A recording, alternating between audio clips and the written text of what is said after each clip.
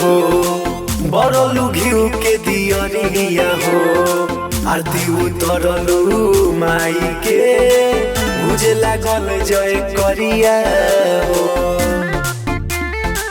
हो पूजा के कैलू तैयारिया हो बरलू घिउ के दियरिया हो आरती उतरलू माई के बुझे लागल जय करिया हो।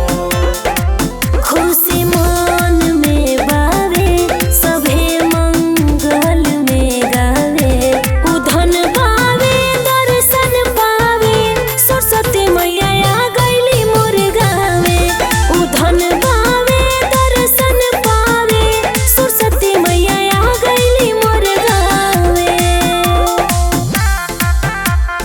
बोली बोली बीड़ा वाली मैया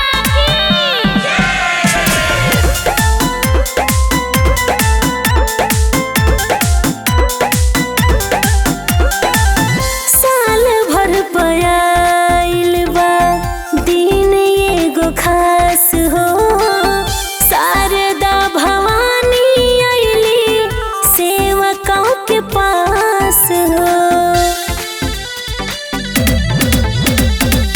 साल भर पयाइल बा दिन एगो खास हो शारदा भवानी आइली सेवकों के पास हो। कि तू तो सच कहेलू कि पूजा पाठ